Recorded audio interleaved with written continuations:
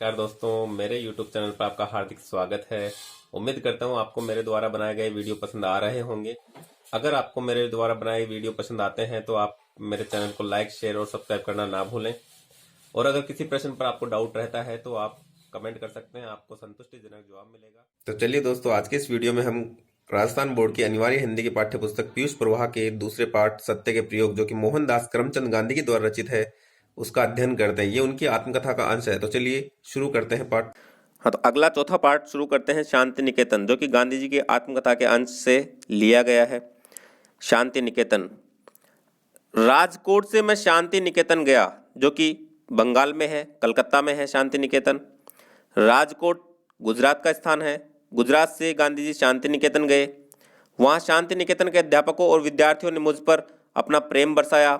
स्वागत की विधि में सादगी, कला और प्रेम का सुंदर मिश्रण था। वहाँ मैं काका साहब कालेलकर से पहले पहल मिला। सबसे पहले गांधी जी किससे मिलते हैं शांति निकेतन में जाकर? काका साहब कालेलकर से। कालेलकर काका साहब क्यों कहलाते थे, यह मैं उस समय नहीं जानता था, लेकिन बाद में मालूम हुआ कि केशव राव देश पांडे, जो विलायत में मेरे समकालीन थे और जिनके साथ विलायत में मेरा अच्छा परिचय हो गया था, बड़ौदा राज्य में गंगनाथ विद्यालय चला रहे हैं। कौन? केशव राव देश पांडे बड़ौदा में क्या चला रहे हैं? गंगानाथ विद्यालय। उनकी अनेक भावनाओं में से एक यह भी थी कि विद्यालय में पारिवारिक भावना होनी चाहिए। इस विचार से वहाँ सब अध्यापकों के नाम रखे गए थे। उनमें कालेलकर को काका नाम मिला था, फड़के मामा बने, हरिहर शर्मा अन्ना कहलाए। दूसरों के भी यथा योग्य नाम रखे गए थे। काका के साथी के रूप में आनंदानंद स्वामी और मामा के मित्र के नाते पटवर्धन आपा आगे चलकर इस कुटुंब में शामिल हुए। कुटुंब मतलब इस परिवार में। कौन से परिवार में? इस विद्यालय परिवार में। कौन से विद्यालय में? गंगनाथ विद्यालय में, जो किसके द्वारा संचालित था? केशव राव देश पांडे के द्वारा। इसमें हर जो अध्यापक थे उनके कोई ना कोई नाम निकाले गए थे। जिस प्रकार से परिवार में किसी ना किसी का कोई नाम होता, कोई काका होता, कोई चाचा होता, कोई दादा होता, कोई पापा होता, इस प्रकार से यहाँ भी अध्यापकों के नाम निकाले गए थे। इस कुटुंब के उपयुक्त पांचों सदस्य एक के बाद एक मेरे साथी बने, मतलब मेरी दोस्ती हो गई इनके साथ। देश पांडे साहब के नाम से पुकारे जाने लगे। साहब का विद्यालय बंद होने पर वह कुटुंब बिखर गया, पर इन लोगों ने अपना आध्यात्मिक संबंध न छोड़ा। काका साहब भिन्न भिन्न अनुभव प्राप्त करने में लग गए। इसी सिलसिले में वे इस समय शांति निकेतन में रहते थे। इसी मंडल के एक और सदस्य चिंतामणि शास्त्री भी वहां रहते थे। ये दोनों संस्कृत सिखाने में हिस्सा लेते थे। शांति निकेतन में मेरे मंडल को अलग से ठहराया गया था। यहाँ मगनलाल गांधी उस मंडल को संभाल रहे थे और फिनिक्स आश्रम के सब नियमों का पालन सूक्ष्मता से करते कराते थे। फिनिक्स व्यक्ति का नाम है। ये आश्रम के सब नियमों का पालन सूक्ष्मता से करते और कराते थे। मैंने देखा कि उन्होंने अपने प्रेम, ज्ञान और उद्योग के कारण शांति निकेतन में अपनी सुगंध फैला दी थी। शांति निकेतन जो कि एक आश्रम ही है। एंड्रस तो यहाँ थे ही, प्रियर्सन भी थे, जगदानंद बाबू, नेपाल बाबू, संतोष बाबू, क्षिति मोहन बाबू, नगेन बाबू, शरद बाबू और काली बाबू के साथ हमारा खासा संपर्क रहा। अपने स्वभाव के अनुसार मैं विद्यार्थियों और शिक्षकों में घुल मिल गया और स्वयं परिश्रम के विषय में चर्चा करने लगा। कि मैंने वहाँ के शिक्षकों के सामने यह बात रखी कि वैतनिक रसोइयों के बदले शिक्षक और विद्यार्थी अपनी रसोई स्वयं बना ले तो ज़्यादा अच्छा है। मतलब जिनसे पैसे देकर हम रसोई का काम करवाते हैं, उनके बदले क्यों ना हम ही खुद, अध्यापक और जो विद्यार्थी हैं, दोनों मिलकर खुद की रसोई खुद बनाएं। ऐसा करने से आरोग्य और नीति की दृष्टि से रसोई घर पर शिक्षक समाज का प्रभुत्व स्थापित होगा और विद्यार्थी स्वावलंबन और स्वयं पाक का पदार्थ पाठ सीखेंगे। मतलब ये पाठ भी सीख जाएंगे विद्यार्थी कि खुद का काम खुद को ही करना चाहिए, किस प्रकार से किया जाता है काम, ये सारी बातें विद्यार्थी खुद सीख जाएंगे। एक दो शिक्षकों ने सिर हिलाया, मतलब आनाकानी की। कुछ लोगों को यह प्रयोग बहुत अच्छा लगा। नई चीज़ फिर यह कैसी भी क्यों न है, वो बालकों को तो अच्छी लगती ही है। अब जब भी कोई नई चीज़ होती है विद्यालय में तो बच्चों को वो अच्छी लगती है। इस न्याय से यह चीज़ भी उन्हें अच्छी लगी और प्रयोग शुरू हुआ। कौन सा प्रयोग शुरू हुआ? रसोई का काम खुद करने का प्रयोग शुरू हुआ। और जो पारिश्रमिक के ऊपर या जो वेतन के ऊपर जो मजदूर वगैरह आते थे वहाँ खाना बनाने के लिए, जो नौकर चाकर आते थे, उनको हटा दिया गया था।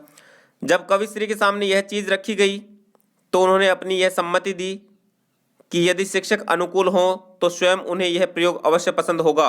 उन्होंने विद्यार्थियों से कहा, इसमें स्वराज्य की चाबी मौजूद है। मतलब अगर हम ऐसा करेंगे तो एक दिन हम यह जो आज हम जो गुलाम भारत में हैं, एक दिन हम स्वतंत्र भारत में होंगे, जल्दी ही हम स्वतंत्र भारत में होंगे, क्योंकि इसमें स्वराज्य की चाबी मौजूद है। पियर्सन ने प्रयोग को सफल बनाने में अपने आप को खपा दिया, बहुत मेहनत की। उन्हें यह बहुत अच्छा लगा। एक मंडली साग काटने वालों की बनी, दूसरी अनाज साफ करने वालों की। रसोई घर के आसपास शास्त्रीय ढंग से सफाई रखने के काम में नगेन बाबू आदि जुट गए। उन लोगों को कुदाली से काम करते देखकर मेरा हृदय नाच उठा। लेकिन मेहनत के इस काम को सवासों विद्यार्थियों और शिक्षक भी एकाएक नहीं अपना सकते थे। अतएव रोज चर्चाएं चलती। कुछ लोग थक जाते, परंतु पियर्सन क्यों थकने लगे? वे हंसते चेहरे से रसोई घर के किसी न किसी काम में जुटे ही रहते। बड़े बड़े बर्तन मांजना उन्हीं का काम था। किनका काम था बड़े बड़े बर्तन मांजने का? पियर्सन का काम था। बर्तन मांजने वाले टुकड़ी की थकान उतारने के लिए कुछ विद्यार्थी वहां क्या करते थे? सितार बजाते थे। विद्यार्थियों ने प्रत्येक काम को पर्याप्त उत्साह से अपना लिया और समूचा शांति निकेतन मधुमक्खियों की छत्ते की भांति गूंजने लगा। कहने का मतलब अब शांति निकेतन में जो कार्य थे वो बड़े ही प्रेम भाव से होने लगे थे। मन लगाकर लोग अपना काम स्वयं करने लगे थे। इस प्रकार के फेरफार जब एक बार शुरू हो जाते हैं तो फिर वे रुक नहीं पाते हैं। फिनिक्स का रसोई घर स्वावलंबी बन गया था। सभी लोग अपना काम स्वयं करने लग गए थे। यही नहीं बल्कि उसमें रसोई भी बहुत सादी बनती थी। मसालों का त्याग किया गया था, लहसुन प्याज का त्याग किया गया था। अतएव भात, दाल, साग, गेहूं के पदार्थ भी भाप के द्वारा पका लिए जाते थे।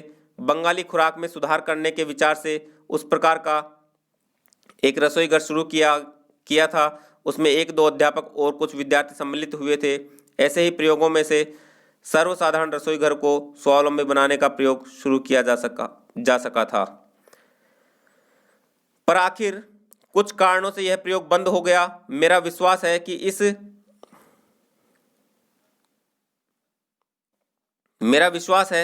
इस जगत विख्यात संस्था ने, कौन सी संस्था ने? शांति निकेतन ने थोड़े समय के लिए भी इस प्रयोग को अपनाकर कुछ खोया नहीं और उससे प्राप्त अनेक अनुभव उसके लिए उपयोगी सिद्ध हुए थे। मेरा विचार शांति निकेतन में कुछ समय रहने का था, किंतु विधाता मुझे जबरदस्ती घसीट कर ले गया। मतलब ज़्यादा समय तक ये शांति निकेतन में नहीं रह पाए गांधी जी। मैं मुश्किल से वहाँ 1 हफ्ता रहा होऊंगा कि इतने में पूना से गोखले के अवसान का तार मिला। गोखले कौन? गोपाल कृष्ण गोखले। कौन थे? गांधी जी के राजनीतिक गुरु थे। उनका क्या हो गया था? अवसान हो गया था, मतलब निधन हो गया था। तो निधन का समाचार मिला। शांति निकेतन शोक में डूब गया। सब मेरे पास संवेदना के लिए आए। मंदिर में विशेष सभा की गई। यह गंभीर दृश्य अपूर्व था। अपूर्व मतलब जैसा पहले नहीं हुआ था कभी। मैं उसी दिन पूना के लिए रवाना हुआ। क्यों? क्योंकि इनका निधन कहाँ हुआ था? पूना में हुआ था। पत्नी और मगनलाल गांधी को अपने साथ लिया। बाकी सब शांति निकेतन में रहे। बर्दवान तक एंड्रूज मेरे साथ आए थे। उन्होंने मुझसे पूछा, क्या आपको ऐसा लगता है कि हिंदुस्तान में आपके लिए सत्याग्रह करने का अवसर आएगा? और अगर ऐसा हो तो कब आएगा? इसकी कोई कल्पना आपको है? ये कौन किससे पूछ रहा है? एंड्रूज गांधी जी से पूछ रहे हैं। मैंने जवाब दिया, इसका उत्तर देना कठिन है। अभी 1 वर्ष तो मुझे कुछ करना ही नहीं है। गोखले ने मुझसे प्रतिज्ञा करवाई है कि मुझे 1 वर्ष तक देश में भ्रमण करना है। किसी सार्वजनिक प्रश्न पर अपना विचार न तो बनाना है न प्रकट करना है। मैं इस प्रतिज्ञा का अक्षर से पालन करूंगा, पूरी तरह पालन करूंगा, सच्चाई से पालन करूंगा। बाद में भी मुझे किसी प्रश्न पर कुछ कहने की जरूरत होगी तभी मैं कहूंगा।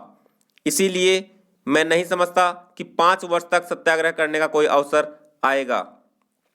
गांधी जी के राजनीतिक गुरु कौन थे? गोपाल कृष्ण गोखले। उन्होंने गांधी जी को प्रतिज्ञा करवाई थी कि अगर तू कुछ करना चाहता है देश के लिए, अगर आप कुछ देश के लिए करना चाहते हो तो आप 1 साल तक, कम से कम 1 साल तक देश में भ्रमण करो और लोगों की राय जानो, वहाँ की संस्कृति से परिचित हो। उसके बाद कुछ करना, कुछ कहना। इससे पहले आपको कुछ कहने की, कुछ करने की आवश्यकता नहीं है। उसके बाद आप अपने आप समझ जाओगे कि हमें क्या करना चाहिए, क्या नहीं करना चाहिए, यहाँ के लोग क्या चाहते हैं, क्या नहीं चाहते हैं।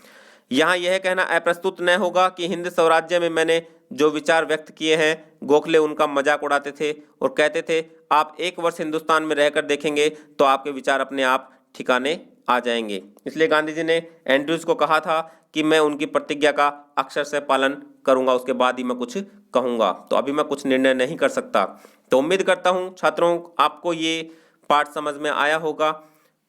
अगर आपको वीडियो अच्छा लगता है तो लाइक, शेयर और सब्सक्राइब करना ना भूलें। वीडियो को बिना स्किप किए पूरा देखें, तभी वीडियो अच्छे से समझ में आएगा। मिलते हैं अगले और अंतिम पार्ट में, खादी का जन्म में।